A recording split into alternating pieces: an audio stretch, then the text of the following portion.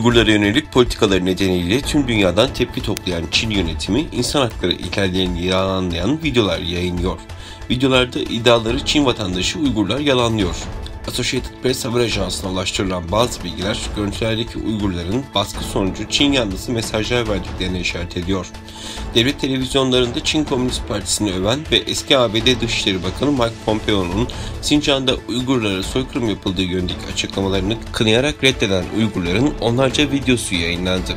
Çinli yetkililer bu görüntülerin kendiliğinden ortaya çıktığını ileri sürerek birçok videoyu yabancı medya mensupları için düzenlenen basın toplantılarında gösterdi. Ocak ayında Pekin'deki yönetiminden Karamay kenti yetkililerince gönderilen bir yazılı mesajda Mandarin dilini ana dili gibi konuşan Uygur bulmalarını ve eski bakan Pompeo'nun Çin karşıtı açıklamalarına muhalif 1 dakikalık bir video çekmelerini sağlamaları talep ediliyor. Çinli yetkililerin bu tür mesajları gönüllü olarak paylaşabilecek Çin yanlısı Uygurlara ulaşması zor değil. Ancak Çin'in Sincan'daki Müslüman Uygurlara yönelik baskıları daha önce de kanıtlandığından birçok uzman yeniden gündeme gelen görüntülü mesajların baskı sonucu kayda alındığı görüşünde.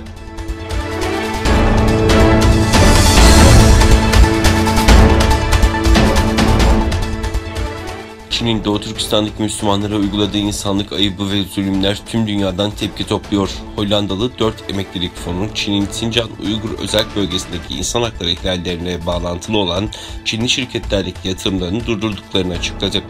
Hollanda basında çıkan habere göre Hollanda'daki 4 büyük emeklilik fonu Sincan Uygur özel bölgesindeki Uygur Türklerine yönelik insan hakları ihlalleriyle ilişkili olduğu tespit edilen Çinli şirketlerdeki yatırımlarını durdurma kararı aldı. Haberde durdurulan yatırımın yaklaşık 115 milyon avro olduğu belirtildi. Çin'deki firmalardaki yatırımlarını kesen Kamu Çalışanlar Fonu, Avrupa'nın en büyük, dünyanın da 5. büyük emeklilik fonu olarak biliniyor.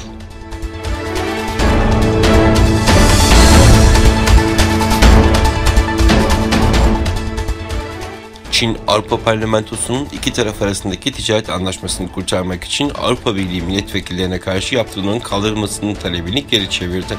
Çin Dışişleri Bakanlığı sözcüsü yaptığı açıklamada yaptırımların makul olduğunu ifade ederek AB'nin Çin'in iç işlerine karışmayı derhal durdurması ve çatışmacı yaklaşımı terk etmesi gerektiğini belirtti. AB, Mart ayında Çin'in Uygur Türklerine yönelik baskılar ve insan hakları ihlalleri nedeniyle 4 Çinli yetkiliye ve bir kuruma yaptırım kararı almıştı. Çin'de misillemede bulunarak aralarında 5 Avrupa Parlamentosu milletvekilinin yer aldığı toplam 10 kişiyle Avrupa Parlamentosu İnsan Hakları Alt Komitesi'nin de yer aldığı 4 kuruma yaptırım uygulama kararı almıştı.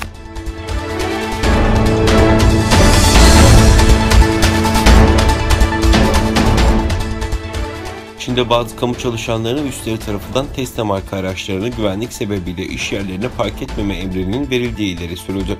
Reuters haber ajansına konuşan ve konunun hassasiyetinden dolayı isimlerinin açıklanmasını istemeyen iki yetkili bu emrin kaynağında aracın üzerinde kameraların ve alıcıların bulunmasının olduğunu belirtti. Şu ana kadar başkent Pekin ve Şangay'da 2 Tesla sahibinin hükümet binaları yakınlarına park yapmasının yasaklandığı öğrenilirken, yasaktan başka Tesla sahibi kamu çalışanlarının etkilenip etkilenmediği henüz bilinmiyor. Geçen Mart'ta da Tesla marka araçların Çin'deki askeri yerleşkelere girmesine izin verilmemişti. Reuters'a konuşan kaynaklar bu yasağın nedeninin araçta bulunan kameralar olduğunu açıklamıştı.